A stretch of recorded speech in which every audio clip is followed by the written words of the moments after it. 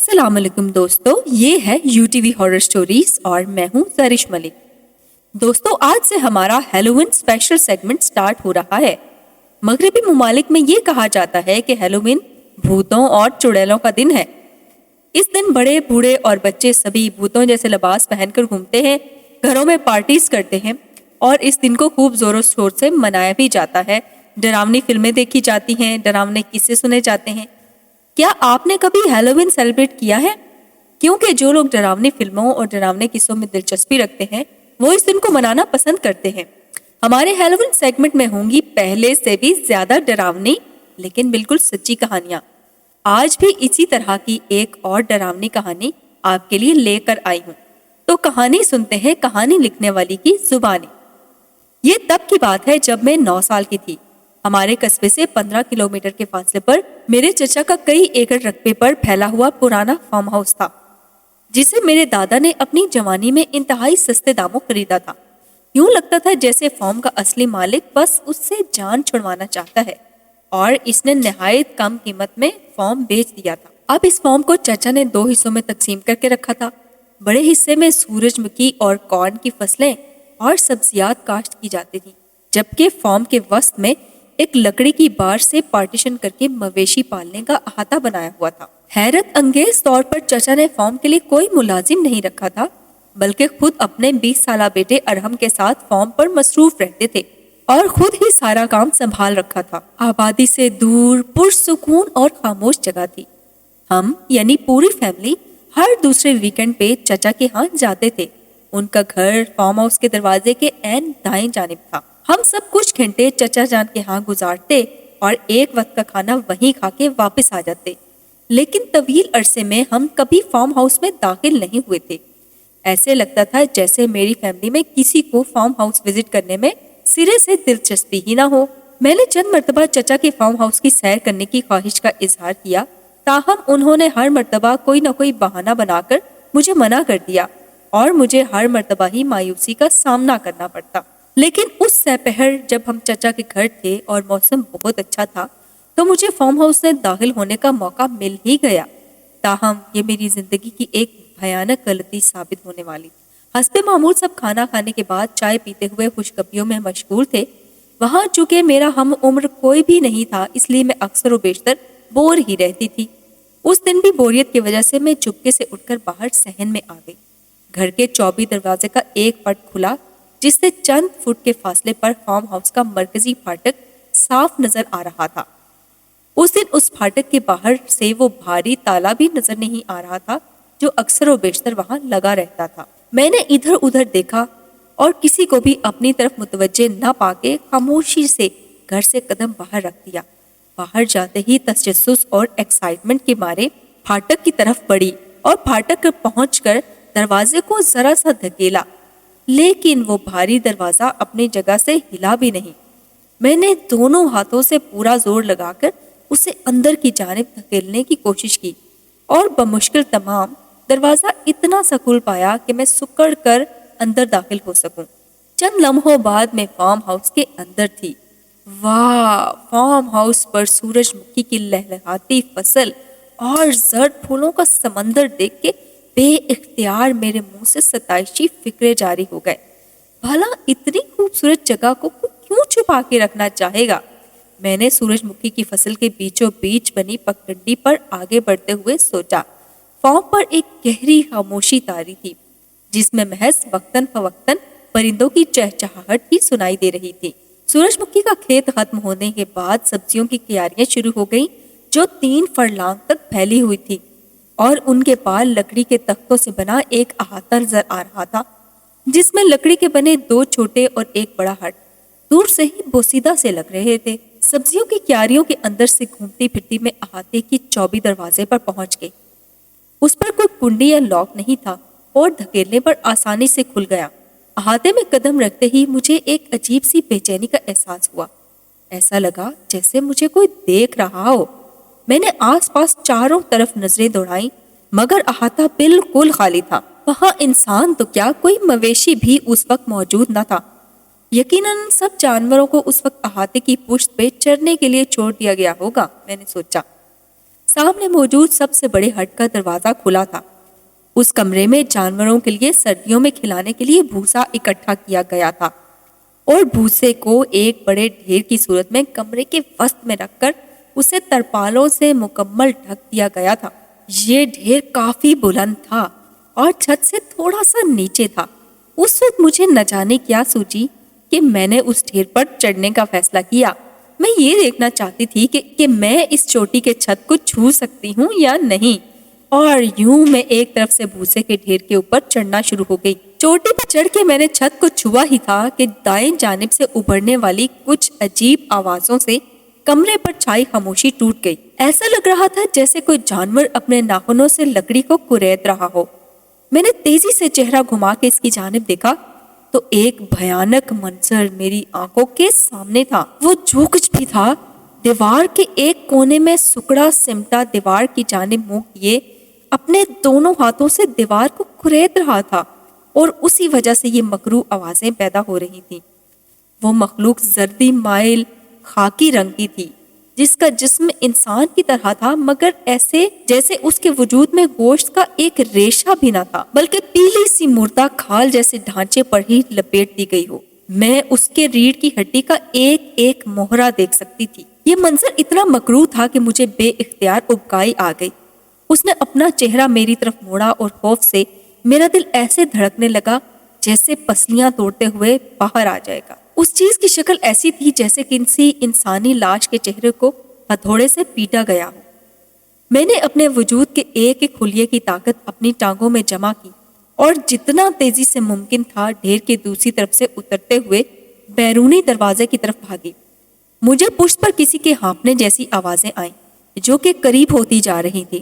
صاف ظاہر تھا کہ وہ جو کچھ بھی تھا میرا پیچھا کر رہا تھا۔ میں نے پوری طاقت صرف کرتے ہوئے بھاگنے کی رفتار کو مزید بڑھایا اور چند لمحوں میں ہی سبزیوں کی کیاریوں کو پار کر کے سورج مکھی کے کھیت میں داخل ہو چکی تھی۔ مجھے اب بھی اپنی پشت پر ہانپنے اور گھرانے کی آوازیں سنائی دے رہی تھی۔ میرا رخ فارم ہاؤس کے مرکزی گیٹ کی طرف تھا۔ بس پہنچ گئی، بس پہنچ گئی، پہنچ گئی، میں نے بھاگتے ہوئے سوچا۔ لیکن جیسے ہی سورج مکھی کے کھیت سے نکلی میرا پیر بری طرح پھسلا اور میں منہ کے بل گر پڑی، اور بمشکل 3 سیکنڈ میں وہ مخلوق میرے سر پر کھڑی تھی۔ میں نے خوف سے آنکھیں بھینچ لیں۔ اب گھرانے کی آواز کے ساتھ ساتھ اس مخلوق کی ٹھنڈی یک سانس مجھے گردن کی پشت پر محسوس ہو رہی تھی۔ مجھے اپنی موت کا یقین ہو چکا تھا۔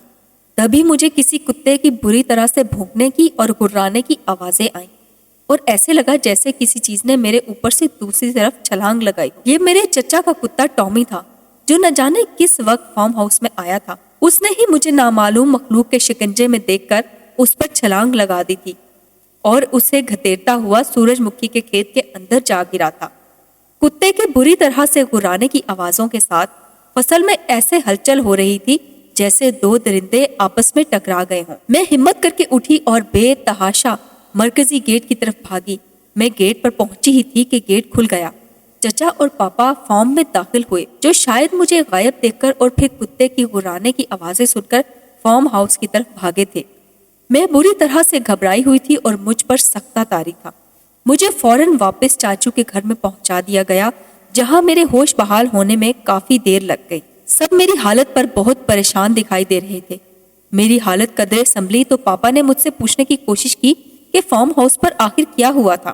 میں چند لمحے خاموش رہی، پھر ہمت کر کے بولنا شروع کیا اور سب کو بتانے لگی کہ فارم ہاؤس پر مجھ پر کسی انجان مخلوق نے حملہ کیا اور میرا تعقب بھی کیا۔ وہ میرے سر پر پہنچ چکی تھی، مگر ٹامی نے حملہ کر کے اس سے میری جان بچائی۔ اس سے پہلے کہ میں کچھ بولتی اور اس مخلوق کا حلیہ بیان کرتی، چچا نے میری بات کاٹ دی اور بولے، ارے بیٹا، یقیناً کوئی لومڑ ہوگا۔ اس علاقے میں لومڑ اکثر نظر آتے ہیں، گھبرانے کی کوئی بات نہیں۔ آج تک لومڑ کے حملے سے کسی انسان کی موت نہیں ہوئی اس علاقے میں۔ میں جانتی تھی کہ وہ لومڑ نہیں تھا، بلکہ ایک خوفناک عفریت تھا، مگر چاچو اس بات پر خاموش ہو گئے اور ہم گھر واپسی کے لیے نکل پڑے۔ اگلے دن کا سورج طلوع ہوا تو میرے دل سے رہا سہا خوف بھی جاتا رہا اور یہ محض ایک ڈراونے خواب جیسا لگنے لگا۔ اور چند دن بعد میں واقعی یہ سوچنے لگی کہ کہیں واقعتاً ایسا تو نہیں ہے کہ وہ مخلوق دراصل میں کوئی لومڑ وغیرہ ہو، یا پھر کوئی مقامی جانور جسے میں تنہائی، خوف اور کمرے میں روشنی کم ہونے کی وجہ سے ایک ڈراونا عفریت سمجھ بیٹھی ہوں۔ यूं ही चंद हफ्तों में बात आई गई हो गई। 1 माह गुजर गया। मैं इस वाक़े को तकरीबन फरामोश ही कर चुकी थी कि घर में फिर से सबका चचा के यहाँ जाने का प्रोग्राम बनने लगा। एक लम्हे को तो मैं बुरी तरह से झिझकी, लेकिन फिर ये सोचने लगी कि मैं चचा के घर चली जाती हूँ, लेकिन भूल कर भी फॉर्म का रुख नहीं करूंगी। इस तरह से हम चाचू के घर की तरफ रवाना हो गए। गाड़ी से उतरने के बाद मैंने फार्म हाउस की तरफ एक नजर देखा भी नहीं और उससे नजरें चुराते हुए सबके साथ चाचू के घर पहुंच गई। सब कुछ नॉर्मल था, गोया वो वाकया सब ही भूल चुके थे। मैं चचा के घर सबसे मिलने के बाद किचन में गई, जहां चची कुकिंग में मसरूफ थी। उन्होंने हस्बे मामूल मुझे प्यार किया और हाल अहवाल पूछा। बेटा ऊपर जाओ और स्टोर रूम से इसमें चीनी भर लाओ, आंटी मुझे एक जार पकड़ाते हुए बोली। मैं जार पकड़े 24 सीढ़ियां चढ़ते हुए दूसरी मंजिल पर पहुंच गई। स्टोर रूम गैलरी के इख्तिताम पर था। गैलरी में नीम तारीकी का समा था। मैंने स्टोर रूम का दरवाजा खोला और अंदर दाखिल हुई। चीनी से भरी हुई पेटी सामने ही पड़ी थी। मैंने उसे खोलकर जार में चीनी भरना शुरू कर दी। वही लम्हा था जब मैंने कमरे में ऐसी आवाजें सुनी जैसे लकड़ी की किसी चीज को नाखूनों से कुरेदा जा रहा हो, और मेरी नजरें खुद बहुत कमरे के 24 शेड की तरफ घूम गई, जिस पर वही इफरीत बैठकर पुश्त मेरी जानिब की दीवार खुरच रहा था। मेरे हाथ से जार छूटकर जमीन पर गिर गया। नहीं, फिर से नहीं। मैंने चीखने की कोशिश की, लेकिन मेरी आवाज बंद हो गई। मुझे ऐसा महसूस हुआ जैसे मेरे जिस्म में जान ही ना रही हो। मैंने पलटकर दरवाजे की तरफ बढ़ना चाहा तो मुझे लगा जैसे मेरे कदम मन के हो गए हैं। तभी मैंने उसे शेड से नीचे उतरते देखा। मैंने जिस्म का पूरा जोर सर्फ करते हुए खुद को दरवाजे की तरफ धकेला और दरवाजे से टकराई। दरवाजा खुल गया और मैं ऐसे जमीन पर गिरी कि मेरा आधा जिस्म कमरे में और आधा गैलरी में था। तभी मुझे किसी ने बाजू से पकड़कर झटके से अपनी तरफ खींच लिया और मेरे हलक से जोरदार चीख निकली। बेटा घबराओ नहीं, मैं हूँ। मेरे कानों में चाचू की आवाज पड़ी और मेरी जान में जान आ गई। चाचू न जाने कब ऊपर आए थे और उन्होंने मुझे दरवाजे से बाहर गिरते देखा तो बाजू से पकड़कर अपनी तरफ खींच लिया। अब चाचू की नजरें स्टोर के अंदर का जायजा ले रही थी और उनके चेहरे पे खौफ और फिक्र के मिले जुले असरात थे। बेटा मेरे साथ आओ, मुझे तुमसे कुछ बात करनी है, चाचा ने मेरा हाथ पकड़ के मुझे नीचे की जानिब ले जाते हुए कहा, और मैं डरी सहमी उनके साथ चल पड़ी। चाचू मुझे साथ लेते हुए वापस पहली मंजिल पर आए और बाहर सहन की तरफ चल दिए। बेटा भले ही आप बहुत छोटी हो, लेकिन जो बात मैं आपको बता रहा हूँ गौर से सुनना और जहन नशीद कर लेना, क्योंकि मामला तुम्हारी जिंदगी और सलामती का है। ये कहते हुए चाचा ने उस इफरीत का किस्सा सुनाना शुरू किया। आज से 50 साल पहले ये फार्म हाउस तुम्हारे दादा ने एक अजनबी शख्स से खरीदा था। वो शख्स इतनी कम कीमत में फार्म हाउस फरोख्त कर रहा था कि इतनी कीमत में उस दौर में बमुश्किल 10 मरले का एक घर ही खरीदा जा सकता था, और उसकी वजह हमें कई साल बाद समझ आई। जैसे ही मैं 17 साल का हुआ, बाबा ने मुझे भी अपने साथ फार्म पर काम पे लगा दिया। उस फार्म पे मुझे हमेशा एक अजीब सा एहसास रहता था, ऐसे जैसे हर वक्त मुझे कोई देख रहा है। किसी कोने खुदरे, किसी झाड़ी, किसी बाड़ से हर वक्त मुझे देखे जाने का एहसास होता था, और साथ ही अक्सर मुझे फार्म के मुख्तलिफ हिस्सों में ऐसी आवाजें सुनाई देती थी जैसे लकड़ी को किसी नोकीली चीज से कुरेदा जा रहा हो। शुरू में तो मैं यही समझता रहा कि ये आवाजें चूहों या छछूंदर के लकड़ी के तख्तों पर भागने दौड़ने की हैं, लेकिन गुजरते दिनों के साथ इन आवाजों में शिद्दत आती जा रही थी, और इस अजीबोगरीब बेमानी एहसास में भी। पूरा दिन फार्म पे काम करते वक्त मुझे उन आवाजों से बुरी तरह से कोफ्त होती और काम में खलल आता था। मैंने बाबा से इस बारे में बात, लेकिन उन्होंने कोई ऐसी आवाज सुनाई देने से यकसर इनकार कर दिया और ये कहा कि ऐसी आवाजें चूहों और गिलहरियों की होती हैं। एक रोज मवेशियों के अहाते में भूसे वाले हट में मसरूफ था कि दाएं तरफ की दीवार में वही खुरचन की आवाजें सुनाई देने लगी, और हस्बे मामूल जब शुरू हुई तो जैसे रुकने का नाम ही नहीं ले रही थी। इस रोज पहले ही मेरी तबीयत नासाज थी और मूड खराब था। ऊपर से उन आवाजों ने जैसे मेरी जिंदगी अजीरन कर रखी हो। उस दिन मैंने फैसला किया कि उन आवाजों को मुंबा तलाश करके ही रहूंगा। मैं फौरन औजारों के शेडिंग में गया और वहां से एक आहनी हथौड़ा निकाला और दीवार पर जहां से आवाजें उभर रही थी उस जगह पूरी ताकत से हथौड़े के कई वार कर डाले। लकड़ी से बनी दीवार कुछ देर में ही टूट गई और उसके अंदर से कोई चीज मेरे कदमों में आ गिरी। मैंने देखा तो मुझे हैरत और खौफ का शदीद झटका लगा। वो एक लाश थी, बहुत पुरानी लाश, जिसका सारा गोश्त गल सड़ चुका था और देखने में इंतहाई बदशक्ल मालूम हो रही थी। مگر دیوار کے اندر وہ لاش آئی کہاں سے؟ یقیناً جس شخص نے اس کو قتل کیا ہوگا اس نے ہٹ تعمیر کرتے وقت لکڑی کی 2 پرتوں کے درمیان اسے پھنسا کر کیلوں کے ذریعے اس دربار میں چن دیا ہوگا۔ میں بھاگتا ہوا گھر واپس آیا اور بابا کو لاش کی برآمدگی کی اطلاع دے دی۔ بابا نے گھبراہٹ میں آ کر فیلڈ فورٹ پولیس اسٹیشن میں اطلاع کر دی۔ جب پولیس اہلکار فارم پر پہنچے اور ہم نے انہیں لاش دکھائی تو ڈیوٹی پر موجود انسپیکٹر نے لاش کی جانچ کرتے ہوئے کہا، یہ لاش کم از کم 50 سال پرانی ہے۔ پولیس نے ضروری قانونی کارروائی کر کے بعد میں لاش کو تحلیل میں لے لیا اور سرکاری سرخانے میں منتقل کر دیا۔ پولیس نے ہم سے فارم کے سابق مالک کے متعلق قواعد طلب کیے اور بابا نے انہیں فارم کی فروخت کی دستاویزات بھی فراہم کر دی۔ اس کے بعد المختصر یہ کہ لاش پوسٹ مارٹم کے بعد اتنا ہی معلوم ہو سکا کہ وہ لاش ایک جوان عورت کی تھی اور اس کے مرنے کی ممکنہ وجہ دم گھٹنا ہو سکتی ہے۔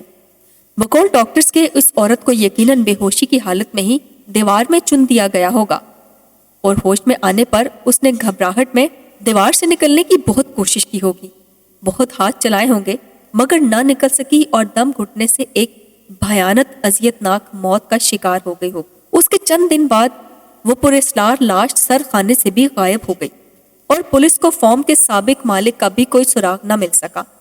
لیکن چند روز بعد پھر سے فارم میں وہی لکڑی کو ریدنے کی آوازیں آنا شروع ہو گئیں۔ اور بیٹا پھر شاید ہی کوئی ایسا دن ہو کہ میں نے اس مکروہ لاش کو فارم میں کہیں کسی کونے میں، کسی کمرے میں یا کہیں بھی دیوار کو ریتتے نہ دیکھا ہو۔ وہ بہت خطرناک عفریت ہے جو نفرت کی آگ میں جھلس رہی ہے، لیکن میں نے اور بابا نے اس عفریت سے بچنے کا ایک نہایت ہی عجیب طریقہ دریافت کر لیا تھا، اور وہ یہ تھا کہ اس کو یکسر نظر انداز کرنا۔ بھلے ہی وہ عفریت جان لیوا مخلوق ہے مگر وہ اسی صورت میں انسان پر حملہ کرے گا جب کوئی اس کی طرف متوجہ ہو، اس کی طرف دیکھے یا پھر اس پر حملہ کرنے کی کوشش کرے۔ میں نے تب سے یہی روٹین اپنائی کہ جب بھی فارم ہاؤس میں کہیں لکڑی کو ریدنے کی آوازیں سنائی دیتی یا اس عفریت کی جھلک نظر آتی تو میں اسے یکسر نظر انداز کر کے وہاں سے ہٹ جاتا اور اپنے کام میں مگن ہو جاتا۔ اس طرح دوبارہ کبھی اس نے مجھ پر حملہ نہیں کیا۔ بیٹا وہ عفریت لکڑی اس لیے کریدتی ہے کہ جب اس کی موت ہوئی تھی تبھی بھی وہ لکڑی کرید رہی تھی اور وہاں سے باہر آنے کی کوشش کر رہی تھی، اور حملہ اس لیے کرتی ہے کہ اس کا قاتل بھی اسی فارم ہاؤس سے تعلق رکھتا تھا اور اب اس عفریت کی نظر تم پر پڑ چکی ہے۔ وہ آسانی سے تمہارا پیچھا نہیں چھوڑے گی۔ شاید وہ تمہارے گھر اور اسکول تک بھی تمہارا تعاقب کرے، لیکن یہ تعاقب زیادہ لمبے عرصے تک نہیں چلے گا اگر تم اسے مسلسل نظر انداز کرنے کی عادت اپنا لو تو۔ لیکن ایسا کرنا شاید تمہارے لیے آسان نہیں ہوگا کیونکہ تم ایک لڑکی ہو اور دوسرا کم سن۔ چاچو بولتے چلے جا رہے تھے اور میں خاموشی سے سنتی جا رہی تھی۔ مجھے یہ سب ایک بھیانک خواب جیسا لگ رہا تھا۔ میں اسی وقت کو کوس رہی تھی کہ جب میں نے اس منحوس فارم میں قدم رکھا تھا۔ ساتھ ہی میں نے دل ہی دل میں فیصلہ کر لیا تھا کہ اب چاچو کے گھر نہیں جاؤں گی۔ وہ چھوٹا سا ایڈونچر میرے لیے زندگی موت کا مسئلہ بن چکا تھا۔ اس شام ہم گھر واپس لوٹ آئے اور تبھی سے میرے لیے خوف اور وحشت کا نیا دور شروع ہو گیا۔ اس رات میں حسب معمول ہوم ورک مکمل کرنے کے بعد اگلے دن کے لیے بیگ تیار کر رہی تھی اور سونے کے لیے لیٹ گئی۔ ابھی کمبل اوڑھا ہی تھا کہ مجھے ایسی آوازیں سنائی دی جیسے کوئی میرے بیڈ روم میں دروازے کو باہر سے کھرچ رہا ہو۔ ساتھ ہی مجھے ایسی آواز سنائی دینے لگی جیسے کوئی کھڑکی کے شیشے پر انگلی سے دستک دے رہا ہو۔ میں نے چاچو کی ہدایت پر عمل کرتے ہوئے سختی سے آنکھیں بھینس لیں اور کمبل کو خوب اچھی طرح اپنے گرد لپیٹ لیا اور آیات کا ورد کرتے ہوئے سونے کی کوشش کرنے لگی۔ کافی دیر تک وہ مکروہ آوازیں سنتے سنتے میری آنکھ لگ گئی۔ خواب میں میں نے دیکھا کہ میں پتھروں سے بھری ایک نیم تاریک وادی میں ننگے پاؤں بھاگ رہی ہوں اور وہی عفریت میرا پیچھا کر رہی ہے۔ نوکیلے پتھر لگنے سے میرے پاؤں زخمی ہوتے جا رہے ہیں اور ان میں سے بہتا ہوا خون زمین پر میرے قدموں کے نشان بنا رہا ہے۔ اچانک ایک پتھر سے ٹھوکر لگتی ہے اور میں منہ کے بل گر جاتی ہوں۔ آن کے آن میں وہ عفریت میرے سر پر پہنچ جاتی ہے اور اپنے نوکیلے پنجوں سے میرے جسم کا ایک ایک عضو ادھیڑ کر رکھ دیتی ہے۔ اتنا بھیانک خواب دیکھنے کے بعد خوف کے مارے میری آنکھ کھل گئی اور میں پسینے سے شرابور تھی اور میرا جسم بری طرح سے کانپ رہا تھا۔ مجھے یہ بات گھر والوں سے چھپا کر رکھنی ہوگی۔ جو کچھ بھی ہو میں ان کو یہ نہیں بتاؤں گی اور میں یہ نہیں چاہوں گی کہ وہ عفریت میرے گھر میں کسی اور پر بھی مسلط ہو جائے۔ میں نے جاگتے ہی سوچا۔ اب اس کے بعد یہ معمول بنتا چلا گیا۔ مجھے گھر، اسکول، کار، قرض کے ہر جگہ اس کی لکڑیاں کھرچنے کی آواز سنائی دیتی اور چند مرتبہ تو اس کی جھلک بھی دکھائی دی، لیکن میں ہر مرتبہ دل پہ جبر کر کے اسے نظر انداز کرتی رہتی۔ تاہم اس سے میری صحت بہت متاثر ہو گئی، میری نیند اور بھوک اڑ چکی تھی، رنگت زرد پڑ گئی تھی اور آنکھوں کے نیچے سیاہ ہلکے پڑ گئے تھے۔ میں اسکول کے کام میں بھی کمزور ہونا شروع ہو گئی اور میرے گریڈز بھی کم آنے لگے۔ اس سب صورتحال پر میرے والدین بہت پریشان تھے اور یکے بعد دیگرے کئی ڈاکٹرز اور اسپیشلسٹ سے میرا معائنہ بھی کروایا، تاہم کسی بھی مرض کی تشخیص نہ ہو پائی، بلکہ مجھے تو ڈاکٹرز کے کلینک اور ہاسپٹلز میں بھی وہی منحوس کھرچن کی آوازیں سنائی دیتی تھی۔ 3 ماہ میں میری حالت اتنی بگڑ چکی تھی کہ اسکول انتظامیہ نے مسلسل بری کارکردگی دکھانے اور صحت کی خرابی کی وجہ سے مجھے مزید پڑھانے سے معذرت کر لی اور اسکول سے میرا نام خارج کر دیا گیا۔ دوسری طرف اب میں اتنی کمزور ہوتی جا رہی تھی کہ مجھے ہاسپٹلائز کیے بغیر اور کوئی چارہ نہ رہا اور یوں مجھے شہر کے ایک معیاری اور اچھے ہسپتال میں ایڈمٹ کروا دیا گیا۔ میرے پورے خاندان پر میری وجہ سے پریشانی اور تکلیف کا دور شروع ہو چکا تھا اور مجھے اس بات کی بھی الگ شرمندگی تھی، لیکن پھر ایک دن مجھے وہ آواز سنائی نہیں دی۔ میرے مسلسل اگنور کرنے کی وجہ سے ایک دن مجھے وہ آواز سنائی نہیں دی۔ پورے 24 گھنٹے گزر گئے، وہ منحوس آواز سنائی نہیں دی۔ کیا میری تکلیف کے اختتام کا وقت آن پہنچا ہے؟ یا وہ عفریت میرا پیچھا چھوڑ چکی ہے؟ یا پھر میں موت کے اتنے قریب ہوں کہ مزید کوئی خوف مجھے تکلیف نہیں دے پا رہا؟ اگلے روز میں نے سوچا، لیکن 3 دن گزر گئے اور پھر مجھے وہ آواز سنائی نہیں دی، اور پھر میرے بار بار غور کرنے کے بعد کبھی بھی وہ آواز میرے پیچھے نہیں ہوتی۔ اس واقعے کو گزرے 10 سال کا طویل عرصہ بیت چکا ہے اور اس دن کے بعد نہ تو مجھے کوئی ایسی آواز سنائی دی اور نہ ہی کبھی وہ مکروہ عفریت میرے سامنے آیا۔ شاید چاچو کو بتایا طریقہ کارگر ثابت ہو گیا تھا، کیونکہ میں نے کبھی اس بلا کو توجہ کی نگاہ سے دیکھا نہیں تھا۔ جس دن مجھے وہ آوازیں آنا بند ہوئی تھی اس دن سے میری طبیعت بھی سنبھلنا شروع ہو گئی تھی اور مزید 1 ہفتہ ہاسپٹل میں گزارنے کے بعد صحت بہتر ہونے پر ڈسچارج کر دیا گیا۔ اس کے بعد میں کبھی چاچو کے ہاں نہیں گئی اور تو اور میں نے پرانے اسکول بھی جانے کی کوشش نہ کی اور مجھے اس سے بھی زیادہ اچھے اور معیاری اسکول میں بآسانی ایڈمیشن مل گیا اور اب 10 سال بعد میں ایک پروسیکیوٹر کی حیثیت سے اپنی عملی زندگی کا آغاز کر رہی ہوں۔ چاچو نے 1 سال قبل اپنا فارم اور گھر کسی کنسٹرکشن کمپنی کو اچھے داموں فروخت کر دیا، جنہوں نے فارم کو مسمار کر کے فارم اور اس کے ارد گرد کی وسیع زمین پر ایک ہاؤسنگ سوسائٹی کی بنیاد رکھ دی۔ چاچو نے ہمارے ہی شہر میں ایک گھر اور چند دکانیں خرید لیں۔ بقول ان کے اس عمر میں اب ان سے زیادہ محنت والا کام نہیں ہوتا، لیکن مجھے اس کمپنی، اس کے کارکنان اور اس ہاؤسنگ سوسائٹی میں کچھ عرصے بعد مکان خریدنے والوں سے دلی ہمدردی ہے، کیونکہ وہ سب نہیں جانتے کہ بہت جلد ان کے ساتھ کیا ہونے جا رہا ہے، کیونکہ وہ عفریت ابھی بھی وہیں پر موجود ہے۔ تو یہ تھی آج کی ہیلووین اسپیشل کہانی۔ اگر آپ کو کہانی پسند آئی ہو تو کہانی کو لائک کرنا اور چینل کو سبسکرائب کرنا نہ بھولیے گا، کیونکہ یہاں ملے گی ہر روز آپ کو ایک نئی کہانی۔ تو میں پھر آؤں گی کسی ڈراؤنی کہانی کے ساتھ۔